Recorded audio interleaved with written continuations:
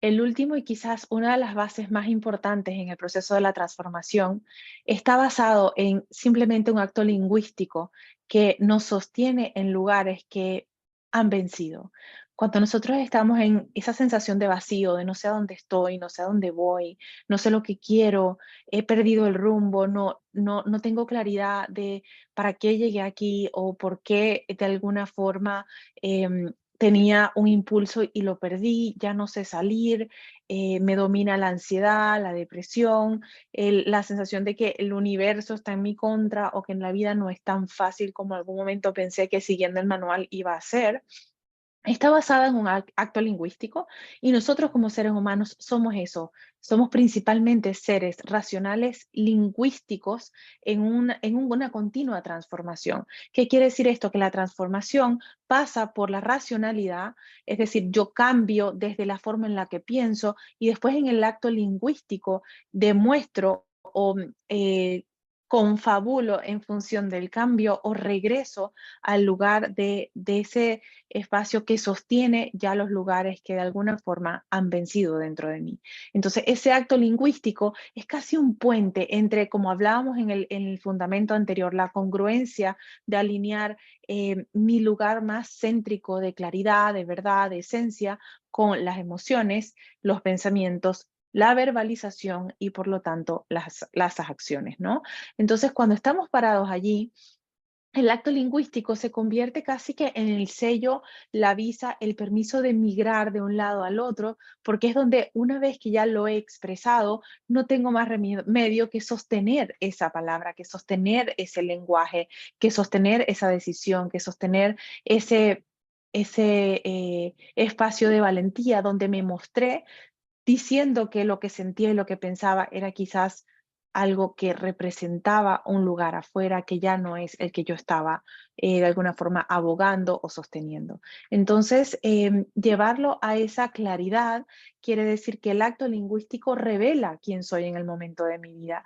Y hay una diferenciación muy grande en cuando estamos perdidos, sentimos que hemos roto con quienes éramos para llegar aquí, ahora no sabemos cómo ponernos back together, también tiene que ver con la inconformidad, con la incomodidad, y es que el acto lingüístico nos muestra que a mí, en mi experiencia viéndolos a ustedes, cuando estamos parados allí, estamos rodeados de unos pilares, de unas raíces, de unas bases que están sosteniéndose en los porqués. ¿Por qué emigré? ¿Por qué me casé? ¿Por qué tuve hijos? ¿Por qué estudié esto?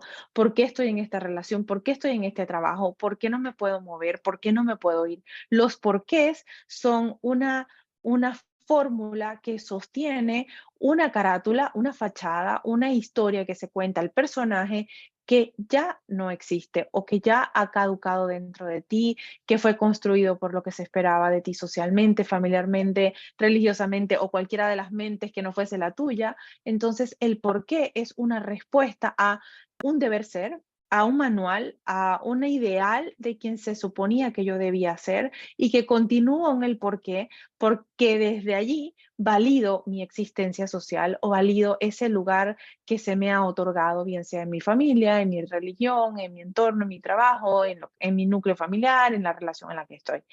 El porqué siempre incluye a alguien más, siempre beneficia o supuestamente trabaja por no solamente por ti, sino por un grupo de personas más que tienen algún tipo de cercanía entre los anillos de prioridades dentro de tu vida. Y los porqués se originan, siempre les doy los ejemplos, de el hombre primitivo que no tenía recursos para andar y valerse por sí solo, es decir, defender su individualidad. El hombre primitivo salía solo y no tenía pues 8 pares de ojos a su alrededor, se lo comían las fieras, si no tenía otro grupo de personas que lo acompañaran, no reconocían el camino y no sabían cómo regresar al lugar seguro. Es decir, los porqués funcionan a nivel colectivo y los para qué funcionan a nivel individual. Volvemos al espacio lingüístico en el que el para qué normalmente está señalando de regreso al emisor, los por qué señalan a los receptores, ¿no? Entonces, hablando del acto lingüístico, de lo que somos como seres humanos, somos seres lingüísticos, quiere decir que yo muestro desde el lenguaje para quién estoy trabajando, para qué estoy trabajando trabajando y cuál es la misión de mi sentir, pensar y hacer. Cuando estamos parados en esa sensación de existencialismo no resuelto, de frustración, de inconformidad, con toda seguridad, tus razones están basadas en porqués.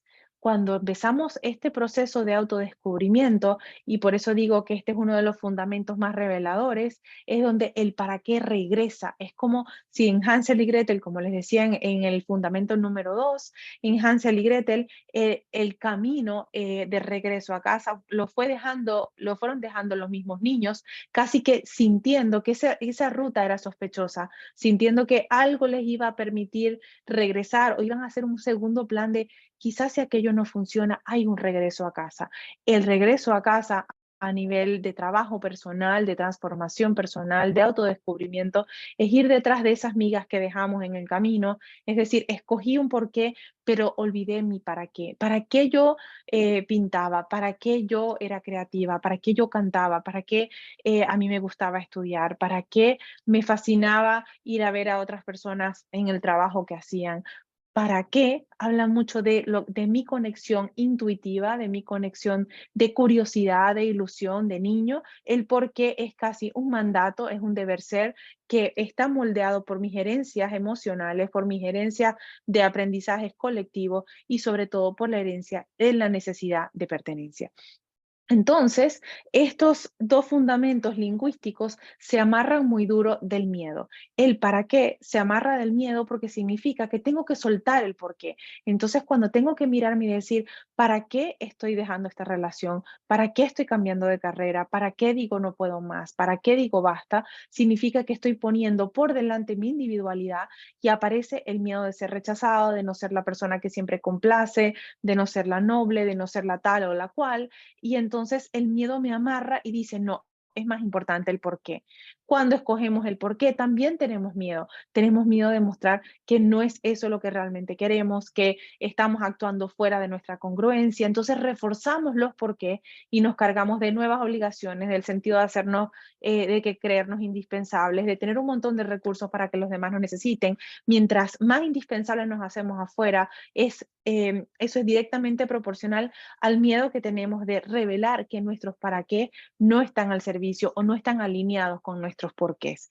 El miedo es un fundamento revelador porque nos dice cuál es el costo de escogernos y por qué hemos pasado nuestra vida sirviendo a alguien que no está directamente ligado a ese alguien que somos por dentro. Entonces, el pararnos aquí nos lleva a determinar cuánto tiempo nos hemos movido de los porqués y nos hemos olvidado del para qué estoy aquí, para qué escogí este camino, para qué estoy viviendo esta incomodidad, para qué necesito tener esa conversación. Es donde el lugar de la razón, el lugar de la integridad, el lugar de la dignidad, el lugar de la certeza, regresa a un espacio que tal como un rompecabezas pone todas las piezas y dice, por más de que quisiera acompañarte en estas y estas razones, porque te quiero, porque hice un compromiso, porque lo que esperas de mí, hay un para qué dentro de mí que es mucho más grande, que es mucho más expansivo y ya no puedo serme infiel. Cuando la persona llega a sus para qué, las razones se vuelven rotundas, la persona regresa a un espacio de integridad y de dignidad y entonces se reconstruye lo que llamamos la verdad. La verdad no es más que el sentido más amplio de congruencia del ser. Cuando estamos haciendo estos procesos, primero tenemos que ir por las capas en las que desintegramos los porqués. ¿Por qué sentía que tenía que ser tan buena estudiante? ¿Por qué decidí ser la más brillante de mi familia o la que cargaba con las responsabilidades? Los por qué tiene razones sociales de historia, pasado, creencias, dolores, trauma. Los porqués son una torre de un montón de razones que tienen que ver con la historia y de ahí a para abajo en el subsuelo, lo que nada mueve, las placas tectónicas de quién eres en verdad, son tus para qué.